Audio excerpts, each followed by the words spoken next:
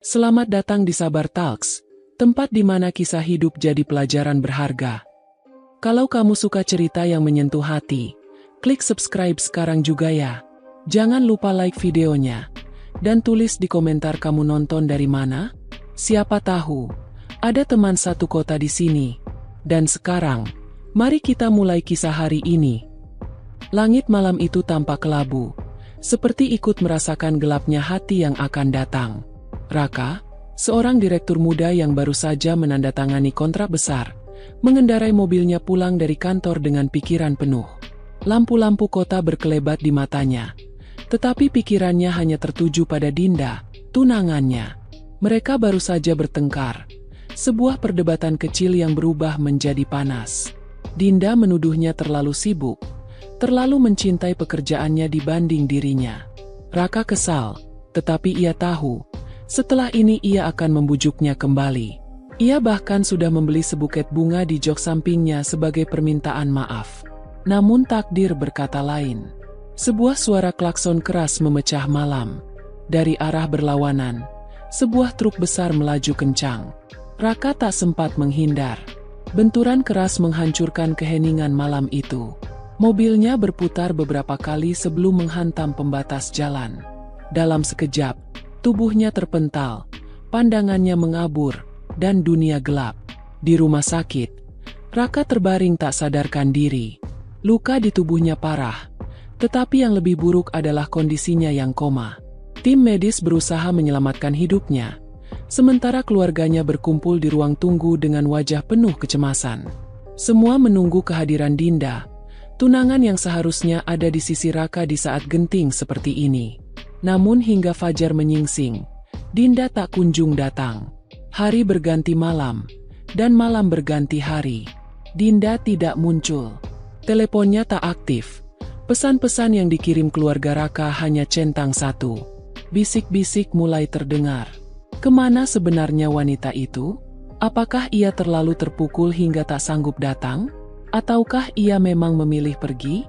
Pertanyaan itu menggantung di udara. Tak ada yang berani mengucapkannya dengan lantang. Namun ada satu sosok yang justru hadir tanpa diminta. Ayu, seorang karyawan bawahan di perusahaan Raka, datang dengan langkah ragu ke rumah sakit. Ia hanya mengenakan pakaian sederhana, jilbab polos, dan membawa kantong plastik berisi buah. Ia bahkan sempat dilarang masuk oleh satpam karena mengira ia bukan keluarga. Tetapi setelah menjelaskan hubungannya sebagai karyawan, ia diizinkan menemui Raka. Ayu menatap tubuh Raka yang dipenuhi perban. Dadanya terasa sesak. Ia mengingat bagaimana Raka, meski keras di kantor, selalu memperlakukan karyawan dengan adil. Ia menunduk, memegang tangan lelaki itu dengan hati-hati. "Pak Raka, Bapak harus sembuh. Semua orang butuh Bapak," bisiknya lirih. Sejak malam itu, Ayu tak pernah benar-benar pulang. Ia menghabiskan waktunya di ruang ICU, bergantian dengan keluarga Raka, bahkan ketika mereka mulai pulang untuk mengurus pekerjaan rumah. Tak ada yang menyangka, karyawan sederhana seperti Ayu justru menjadi orang yang setia berjaga di sisi direktur muda itu. Hari-hari berlalu.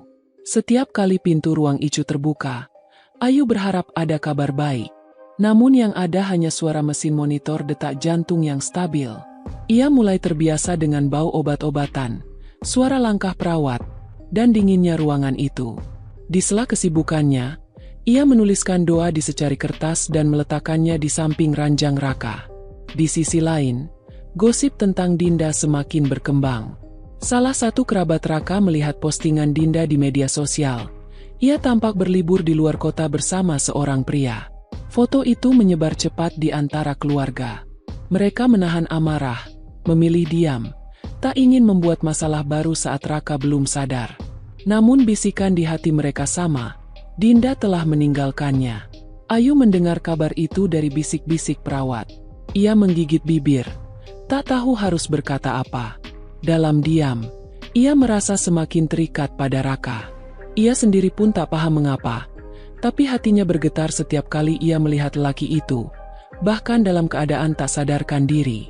Di malam yang sunyi, Ayu menatap Raka lama-lama. "Bapak, saya tidak tahu apakah Bapak bisa mendengar saya. Tapi saya janji akan tetap di sini. Saya akan jaga Bapak sampai Bapak sadar, katanya. Suaranya bergetar menahan tangis. Saat itu juga, sebuah perasaan aneh tumbuh dalam dirinya.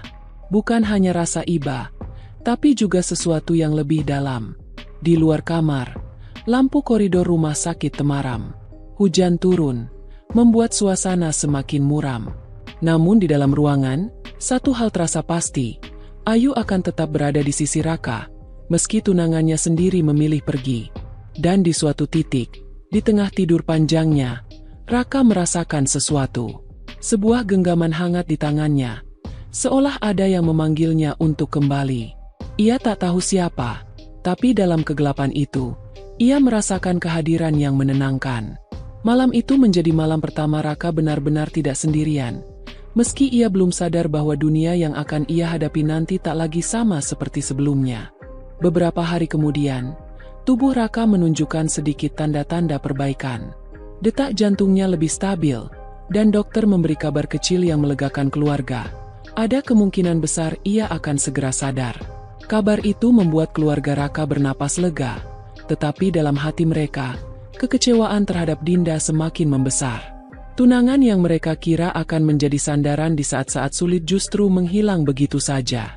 Di tengah harapan itu, pintu ruang Icu kembali berderi terbuka. Ayu masuk dengan langkah pelan, membawa termos berisi air hangat dan beberapa buah yang ia beli dengan uang pribadinya. Rambutnya yang diikat rapi di balik jilbab tampak kusut karena kurang tidur. Matanya sembab, tetapi ada ketenangan yang terpancar darinya. Ia menghampiri ranjang Raka dan menggenggam tangan lelaki itu. "Pak Raka, ini Ayu. Saya di sini lagi," bisiknya. "Kalau Bapak bisa dengar, cepatlah bangun.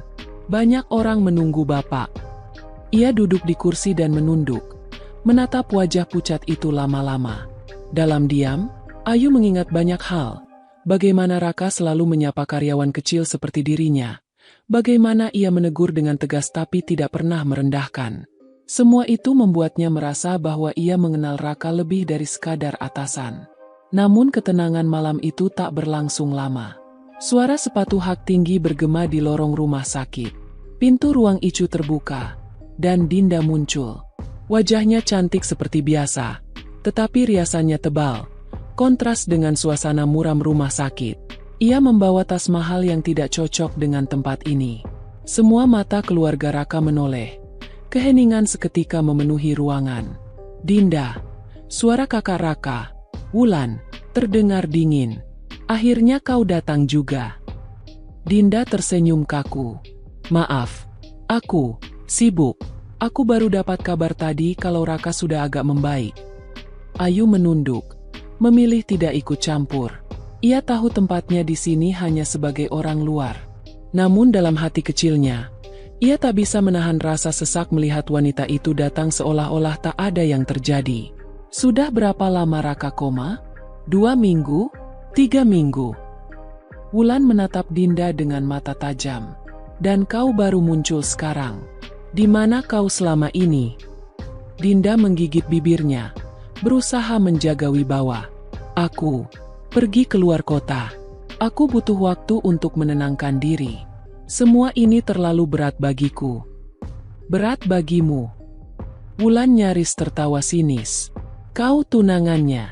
Seharusnya kau di sini, bukan menghilang dan bersenang-senang." Ucapan itu membuat Dinda terdiam. Ayu berusaha mengalihkan pandangan, tetapi ia sempat melihat wajah Dinda berubah. Ada rasa bersalah, tapi juga kemarahan terselubung. "Sudahlah," Ibu Raka memotong. "Kita tidak butuh drama di sini. Yang penting Raka segera sembuh." Dinda mendekati ranjang, menatap Raka dengan pandangan yang dibuat sedih. "Sayang, cepatlah sadar. Aku menunggumu." Namun kata-kata itu terdengar kosong di telinga Ayu. Ia mengingat kabar dari para perawat tentang foto-foto Dinda di media sosial, berlibur bersama pria lain. Bisik-bisik itu seakan menggema di kepalanya. Setelah beberapa menit, Dinda berpamitan. "Aku ada urusan. Aku akan kembali besok," katanya sambil memeluk Ibu Raka sekilas. Dan seperti itu saja, ia pergi. Keheningan kembali menyelimuti ruangan. Wulan menghela napas panjang. Kalau Raka sadar nanti, biar dia tahu sendiri siapa yang benar-benar ada untuknya. Malam itu, Ayu tetap di sana. Ia membersihkan wajah Raka dengan kain basah, merapikan selimut, dan menyiapkan doa sebelum tidur. Ia merasa keberadaannya tidak berarti banyak, tetapi ia tidak bisa memaksa dirinya pergi. Hari berikutnya, keajaiban kecil terjadi. Jari-jari Raka bergerak. Ayu yang saat itu sedang membacakan doa di sampingnya terperanjat. "Pak Raka, Bapak dengar saya." Suaranya bergetar. Ia berlari memanggil perawat. Beberapa jam kemudian, Raka membuka matanya. Pandangannya masih kabur, tetapi ia sadar ia hidup. Ia melihat sosok samar di sampingnya. Bukan Dinda, bukan keluarganya. Sosok itu Ayu, yang menatapnya dengan mata berkaca-kaca. "Pak Raka, Alhamdulillah, Bapak sadar," ucap Ayu. Suaranya parau menahan tangis. Raka mencoba berbicara, tetapi suaranya serak.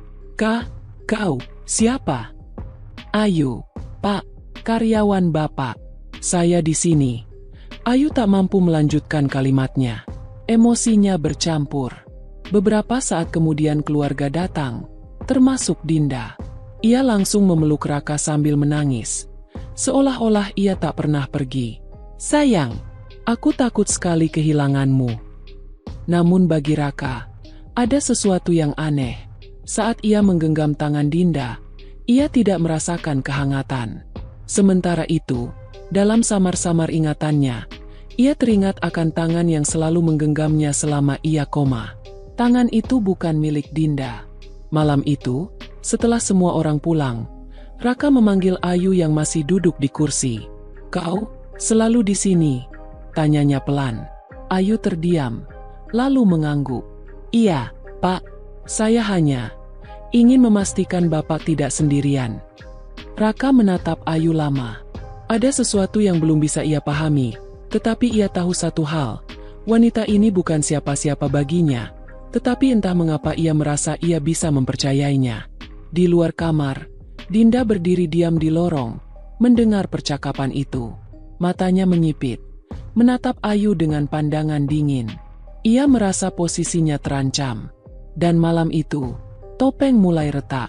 Rahasia yang selama ini disembunyikan Dinda perlahan akan terungkap. Keesokan paginya, sinar matahari menembus tirai jendela rumah sakit, membawa kehangatan yang tak sejalan dengan suasana hati Raka. Ia terbaring di ranjang, masih lemah, menatap langit-langit putih di atas kepalanya. Ada suara-suara yang mengusik pikirannya, suara yang samar seperti bisikan di telinganya selama ia koma. Ia tak bisa mengingat semua, tetapi ada satu hal yang pasti, genggaman hangat yang menemaninya di titik terendah bukan milik Dinda. Pintu kamar berderit. Dinda masuk dengan dandanan rapi seperti hendak menghadiri pesta, bukan menjenguk tunangannya yang baru terbangun dari koma. Aroma parfum mahal memenuhi ruangan. Senyumnya tampak lebar, tetapi di mata Raka, senyum itu terasa asing. "Sayang, kau sudah lebih baik hari ini." Suara Dinda terdengar manis, terlalu manis hingga terasa seperti sandiwara. Raka menatapnya lama. "Dinda, di mana kau selama aku di sini?" Pertanyaan itu sederhana, tetapi Dinda terdiam. Ia menatap lantai sejenak sebelum menjawab. Aku terlalu syok, Rak, melihatmu seperti ini. Aku tidak sanggup, jadi aku pergi menenangkan diri. Tapi sekarang aku di sini, kan? Untukmu." Raka menutup matanya. Kata-kata itu seperti racun yang dibalut madu. Ia ingin percaya, tetapi bayangan Ayu yang setia menunggunya terus terlintas di kepalanya. Tak lama kemudian, Wulan datang. Wajah kakak perempuannya itu dingin. "Rak, ada yang perlu kau tahu," katanya tanpa basa-basi. Ia melirik Dinda dengan tatapan sinis. "Tunangamu ini, selama kau koma, ia pergi bersenang-senang. Ada foto-foto liburannya dengan pria lain. Semua orang sudah melihatnya." Dinda terkejut. Wajahnya pucat. "Wulan, bagaimana bisa kau?" "Cukup, Din," potong Wulan. Kau bahkan tak peduli ketika adikku berjuang hidup dan mati. Dan sekarang kau berdiri di sini seolah kau pahlawan. Raka membuka mata. Apa itu benar, Dinda? Suaranya pelan tetapi menusuk. Tidak seperti yang kau pikirkan, jawab Dinda cepat. Pria itu hanya teman. Aku butuh hiburan. Aku tak tahu harus bagaimana. Raka mengalihkan pandangan. Dadanya terasa sesak. Kata-kata Dinda terasa seperti pembenaran murahan. Ia menoleh ke arah pintu, di mana Ayu berdiri dengan nampan berisi bubur. Gadis itu tampak kaget mendengar percakapan mereka. Pak Raka, maaf, saya masuk di waktu yang salah, kata Ayu buru-buru. Ia meletakkan bubur di meja kecil lalu hendak keluar, tetapi Raka menghentikannya. Jangan pergi, Ayu, katanya pelan. Dinda menoleh, matanya menyipit. Ayu, jadi ini karyawan yang terus menungguimu di sini? Kau yang bawa dia ke sini, Wulan? Wulan mengangkat bahu. Aku tidak membawa siapa-siapa. Justru Ayu yang datang dengan sukarela. Sejak hari pertama kau menghilang, Din, gadis inilah yang menunggu Raka siang dan malam. Sementara kau sibuk dengan dunia sosialmu. Kata-kata itu seperti tamparan keras bagi Dinda. Ia menoleh ke Ayu dengan pandangan tajam. Kau pikir siapa dirimu sampai berani menunggu tunanganku seperti itu? Ayu menunduk. Suaranya lirih. Saya hanya ingin membantu. Saya tidak punya maksud apa-apa. Cukup. Raka menghentikan mereka. Dinda, keluarlah. Aku butuh istirahat. Dinda menatapnya dengan tatapan tak percaya. Rak, kau mengusirku demi perempuan ini? Aku hanya butuh tenang, jawab Raka dingin. Dengan langkah tergesa, Dinda pergi, meninggalkan aroma parfum yang kini terasa menusuk di hidung Raka. Saat pintu tertutup, Raka menatap Ayu. Terima kasih, katanya pelan. Kalau bukan karena kau, mungkin aku tidak akan bertahan. Ayu menggeleng cepat. Jangan bilang begitu, Pak. Saya hanya melakukan apa yang seharusnya dilakukan manusia pada manusia lainnya. Raka menatapnya lama, seolah mencoba memahami ketulusan gadis sederhana itu. Dalam hatinya, ada kehangatan yang tak ia rasakan dari Dinda selama ini. Hari-hari berikutnya, Raka mulai pulih. Namun di balik pemulihan fisiknya, batinnya porak-poranda. Ia merasa dunia yang ia bangun dengan Dinda selama ini hanya topeng belaka. Kabar tentang hubungan Dinda dengan pria lain semakin jelas ketika Wulan menunjukkan bukti foto-foto yang beredar. Dinda berusaha menghubunginya, tetapi Raka menolak menemui atau menerima telepon darinya. Sebaliknya, ia mulai banyak berbicara dengan Ayu. Mereka berbagi cerita, dari hal ringan tentang pekerjaan di kantor hingga pandangan hidup. Raka terkejut mengetahui betapa tulusnya Ayu menjalani hidup meski serba kekurangan. Ia bahkan menggadaikan perhiasan kecilnya untuk bisa membawakan makanan bergizi bagi Raka saat ia koma. Kenapa kau melakukan semua itu untukku? Tanya Raka suatu malam ketika mereka berdua saja di kamar. Ayu menunduk. Jari-jarinya memainkan ujung jilbabnya. Karena Bapak selalu baik pada saya. Dan karena saya tidak ingin Bapak merasa sendirian. Jawaban itu sederhana, tetapi menghujam. Raka terdiam lama, menahan sesuatu yang bergejolak di dadanya. Namun kebersamaan mereka tidak luput dari mata orang lain. Beberapa perawat mulai bergosip.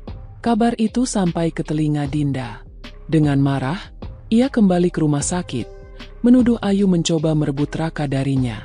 Pertengkaran pun pecah di depan banyak orang. Berhenti berpura-pura suci, Ayu, bentak Dinda. Kau pikir aku tidak tahu kau mencoba mengambil kesempatan saat aku tidak ada? Ayu membeku, matanya berkaca-kaca. Ia ingin membela diri, tetapi kata-kata Dinda terlalu tajam. Cukup. Raka bersuara tegas. Dinda, jangan pernah bicara seperti itu pada Ayu. Kalau kau tidak bisa menghormatinya, lebih baik kau pergi sekarang. Ucapan itu membuat semua orang terdiam. Dinda menatap Raka tak percaya, lalu berbalik pergi sambil menghentakkan kakinya. Ayu berdiri kaku, menunduk. Maaf, Pak. Saya tidak bermaksud menimbulkan masalah. Raka menatapnya. Kau tidak salah, Ayu. Jangan pernah minta maaf karena menjadi orang yang benar. Malam itu, ketika semua orang sudah pulang, Raka duduk di ranjang, memandangi jendela yang gelap. Untuk pertama kalinya, ia menyadari betapa rapuhnya hubungan yang selama ini ia pertahankan. Ia juga menyadari satu hal lain. Kehadiran Ayu membuatnya merasa hidup kembali. Namun di balik kehangatan itu, ia tahu badai yang lebih besar akan datang. Dinda bukan tipe wanita yang mudah melepaskan apa yang ia anggap miliknya. Dan Raka bisa merasakan, permainan ini baru saja dimulai. Ia tak salah. Keesokan harinya, badai benar-benar datang. Dinda kembali. Kali ini tidak sendiri. Seorang pria muda berdiri di sampingnya, dengan wajah sok tenang namun mata yang penuh kesombongan. Raka mengenal wajah itu. Ia pria yang terlihat bersama Dinda di foto-foto yang ditunjukkan Wulan beberapa hari lalu. Rak, Dinda membuka percakapan dengan nada manis yang dibuat-buat. Ini Adrian, teman dekatku. Dia ingin minta maaf kalau kehadirannya selama ini bikin salah paham. Raka menatap mereka berdua dengan dingin. Salah paham? Atau kau memang sengaja mempermalukanku saat aku koma? Adrian menyela. Suaranya enteng. Pak Raka, jangan salah paham. Saya hanya menemani Dinda saat dia butuh seseorang. Dia begitu sedih waktu tahu Anda kecelakaan. Sedih? Raka hampir tertawa. Sedih sambil berlibur di resor mahal dan mengunggah foto mesra? Kalau itu yang kalian sebut sedih, saya heran definisi setia bagi kalian berdua seperti apa. Dinda menggenggam tangan Adrian, seolah mencari kekuatan. Rak, jangan bicarakan ini di sini. Kau belum pulih. Kita bisa bicarakan baik-baik nanti. Tidak ada lagi nanti, Dinda. Suara Raka tegas, memotong. Keluar dari sini. Bawa temanmu. Dan jangan pernah kembali. Wajah Dinda berubah merah padam. Tetapi sebelum ia bisa membalas, Wulan masuk ke kamar. Kau dengar apa kata adikku? Pergi. Dinda. Jangan buat keadaan semakin memalukan. Dinda membuang pandangan ke arah Ayu yang berdiri di sudut ruangan. Tatapan matanya menusuk seperti pisau. Tanpa sepatah kata pun, ia berbalik pergi bersama Adrian, meninggalkan aroma parfum yang kini hanya membawa kenangan buruk. Begitu pintu tertutup, suasana hening. Ayu melangkah mendekat, namun Raka mengangkat tangan, meminta waktu. Ia menatap langit-langit, berusaha menahan gejolak emosi yang mendesak keluar. Rasanya tubuhnya lebih lemah daripada saat ia koma. Luka batinnya jauh lebih dalam daripada luka fisiknya. Apa semua ini salahku, Yu? Suaranya serak. Apa aku terlalu percaya pada orang yang salah? Ayu duduk di kursi di samping ranjang. Tidak, Pak. Bapak hanya mencintai orang yang salah. Itu bukan salah Bapak. Jawaban sederhana itu seperti balsem pada luka yang menganga. Raka menoleh, menatap mata Ayu. Ada ketulusan di sana. Sesuatu yang sudah lama hilang dari hidupnya. Namun kebersamaan mereka ternyata memicu percikan di luar. Di kantor, gosip mulai menyebar. Direktur jatuh cinta pada karyawan bawahan. Begitu bisik-bisik yang sampai ke telinga mereka. Beberapa karyawan yang iri pada Ayu menuduhnya memanfaatkan situasi untuk mendekati Raka. Suatu siang, Ayu dipanggil ke ruang manajer. Seorang perempuan bernama Ratna, atasan Ayu, menatapnya dengan sinis. Ayu, kau sadar nggak kalau kedekatanmu dengan Pak Raka jadi bahan omongan? Kau ini karyawan bawahan. Jangan memanfaatkan kelemahan atasanmu untuk keuntungan pribadi. Ayu menunduk. Suaranya bergetar. Saya tidak pernah berniat seperti itu, Bu. Saya hanya ingin membantu. Kalau kau pintar, kau mundur. Biarkan Pak Raka menyelesaikan masalah pribadinya sendiri, kata Ratna dingin. Ayu keluar dari ruangan itu dengan mata berkaca-kaca. Ia merasa dunia melawannya. Namun saat ia kembali ke rumah sakit, melihat Raka yang tersenyum lemah menyapanya, semua tekanan itu terasa lebih ringan. Di sisi lain, Dinda tidak tinggal diam. Ia mulai menghubungi media gosip, menyebarkan kabar miring bahwa Ayu adalah penyebab hubungannya dengan Raka hancur. Foto-foto Ayu keluar masuk rumah sakit tersebar di media sosial dengan judul sensasional. Direktur muda berpaling pada karyawan sederhana, tunangan ditinggalkan saat sulit. Berita itu sampai ke telinga keluarga Raka. Ibunya, Bu Ratih, marah besar. "Rak, apa benar kau punya hubungan dengan Ayu?" tanyanya suatu sore. Suaranya bergetar. Raka menghela napas. "Bu, Ayu bukan seperti yang mereka bilang. Dia yang ada di sisiku waktu semua orang pergi, termasuk Dinda. Tetapi kau harus pikirkan reputasi. Orang akan menghina keluargamu. Mereka bilang kau meninggalkan tunanganmu untuk perempuan bawahanmu. Kau siap menanggung itu?" Raka terdiam. Kata-kata ibunya benar. Jalan yang ia pilih tidak akan mudah. Namun ketika ia melihat Ayu yang duduk di kursi menunduk malu, hatinya mantap. Mereka boleh berkata apa saja, tapi aku tahu siapa yang tulus dan siapa yang hanya berpura-pura. Kalimat itu membuat Ayu mendongak. Ia ingin membantah, mengatakan bahwa ia tak pantas mendapatkan pembelaan sebesar itu, tetapi kata-kata Raka menahannya. Malam itu, setelah semua orang pulang, Raka dan Ayu berbicara lama. Mereka membicarakan masa depan, luka yang masih berdarah, dan ketakutan akan apa yang akan datang. "Aku tidak tahu kemana semua ini akan berakhir, Yu," kata Raka lirih. "Tapi aku tahu satu hal. Aku tidak ingin kehilanganmu." Ayu menatapnya. Matanya berkaca-kaca. "Pak, jangan bicara begitu. Dunia Bapak terlalu tinggi untuk saya. Saya tidak pantas berada di sana.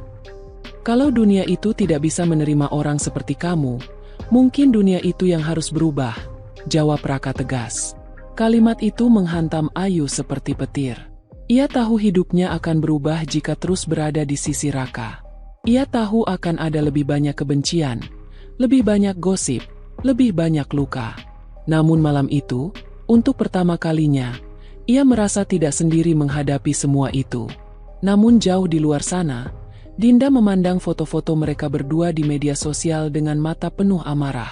Ia tidak akan diam. Ia bersumpah akan membuat Raka menyesali keputusannya. Dan Ayu? Ia tidak tahu bahwa badai yang lebih besar akan segera menghancurkan kedamaian kecil yang baru saja ia temukan. Dan benar saja, keesokan harinya badai besar benar-benar datang. Raka baru saja duduk di kursi roda di balkon rumah sakit ketika Wulan masuk dengan wajah tegang. "Rak, kau harus tahu sesuatu," katanya sambil memberikan ponselnya. Di layar terpampang berita dari sebuah portal gosip terkenal. Judulnya mencolok. Direktur muda tinggalkan tunangan kaya demi karyawan rendahan. Cinta atau skandal? Raka membaca artikel itu. Foto dirinya bersama Ayu di rumah sakit terpampang jelas. Diambil dari sudut sembunyi. Ada juga foto lama dirinya dan Dinda, dengan narasi seolah-olah ia pengkhianat. Komentar publik menghujam. Sebagian menghina Ayu dengan kata-kata kejam. Sebagian mengutuk Raka karena dianggap merusak tunangannya sendiri. Raka mengepalkan tangan. Dinda. Hanya satu nama yang keluar dari bibirnya. Sore itu juga, ia meminta Wulan mengatur pertemuan. "Aku ingin dia datang sekarang," katanya tegas. Malamnya, Dinda datang dengan penuh percaya diri, mengenakan gaun elegan seolah hendak menghadiri pesta. Ia masuk ke kamar VIP itu dengan langkah mantap, tanpa sedikit pun rasa bersalah. "Kau memanggilku, Rak?" Suaranya terdengar manis, tetapi matanya menyimpan kepuasan. Raka menatapnya dingin. "Kau pikir aku tidak tahu ini semua ulahmu?" Dinda tersenyum miring. "Kalau maksudmu berita itu, ya, aku yang memulainya. Dunia berhak tahu siapa kau sebenarnya. Mereka harus tahu bagaimana kau menghancurkan pertunangan kita demi dia." Ia melirik Ayu yang berdiri di sudut ruangan dengan wajah pucat. "Apa yang kau mau, Dinda?" Raka bertanya. Suaranya datar. "Aku ingin kau sadar. Kau milikku, Rak, bukan milik perempuan itu."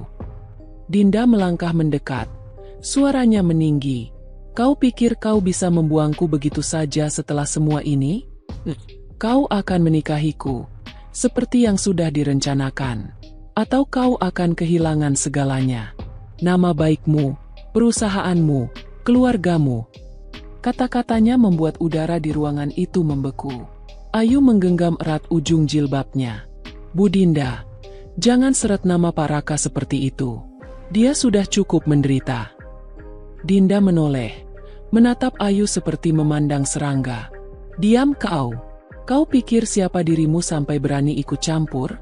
Kau hanya pegawai kecil yang beruntung dia melirikmu. Cukup. Raka membentak. Suaranya menggema di ruangan itu. Semua terdiam. Ia menatap Dinda. Matanya merah menahan amarah. Kau pikir aku takut kehilangan semua yang kau ancamkan? Kau salah. Aku lebih baik kehilangan segalanya daripada hidup dengan topeng bersamamu. Dinda terbelalak. Rak, kau tidak serius. Keluar dari sini. Dinda berdiri kaku, seolah tak percaya ia mendengar itu dari lelaki yang dulu memujanya. Kau akan menyesal. Tidak lebih daripada aku menyesal mengenalmu. Ucapan itu menghantam Dinda seperti petir. Ia terdiam sesaat sebelum berbalik dan pergi tanpa sepatah kata. Pintu menutup dengan keras, meninggalkan keheningan yang menyesakkan. Raka terjatuh di kursinya, tubuhnya gemetar. Wulan mendekat, menepuk bahunya. Kau yakin, Rak? Raka mengangguk. Aku sudah muak hidup di bawah bayang-bayangnya. Ayu yang sejak tadi diam akhirnya bersuara. Pak, apa yang akan Bapak lakukan sekarang? Semua orang membicarakan Bapak, bahkan di kantor. Suaranya melemah, tak sanggup melanjutkan. Raka menatapnya. Yu, aku tidak peduli dengan apa kata mereka. Aku hanya peduli pada kebenaran. Dan kau. Kata-kata itu membuat Ayu terdiam.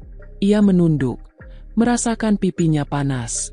Beberapa minggu kemudian, Raka keluar dari rumah sakit. Keputusan yang ia ambil membuat gempar. Ia membatalkan pernikahannya dengan Dinda secara resmi. Dinda melancarkan berbagai serangan, termasuk laporan ke media dan gosip ke investor perusahaan. Beberapa kontrak bisnis terancam batal. Raka kehilangan sebagian dukungan, tetapi ia tetap teguh. Di kantor, Ayu menjadi sasaran empuk gosip. Namun setiap kali ia merasa ingin menyerah, ia mengingat kata-kata Raka di rumah sakit. Aku tidak ingin kehilanganmu. Kata-kata itu membuatnya bertahan. Suatu malam, Raka mengundangnya makan malam di sebuah kafe kecil jauh dari pusat kota. Tanpa jas mewah, tanpa formalitas, hanya mereka berdua. Aku tahu ini tidak mudah bagimu, kata Raka sambil menatap secangkir kopi di depannya. Tapi aku ingin kau tahu, aku serius dengan semua ini.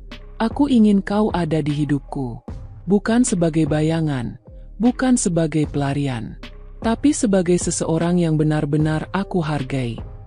Ayu menatapnya dengan mata berkaca-kaca. Pak, saya ini siapa? Hanya karyawan bawahan. Dunia Bapak terlalu tinggi untuk saya. Kalau dunia itu tidak bisa menerimamu, maka dunia itu yang salah, bukan kamu. Jawab Raka mantap. Kalimat itu menghancurkan tembok terakhir di hati Ayu. Malam itu, di tengah keheningan, mereka tak butuh banyak kata. Mereka tahu, badai yang mereka hadapi belum usai. Tapi untuk pertama kalinya, mereka merasa siap menghadapinya bersama. Namun jauh di kejauhan, Dinda berdiri di depan jendela apartemennya, menatap kota dengan mata dingin. Kau pikir kau menang, Raka? Ini belum selesai, gumamnya. Dan dengan itu, cerita mereka memasuki babak baru, sebuah perjalanan penuh luka, keberanian,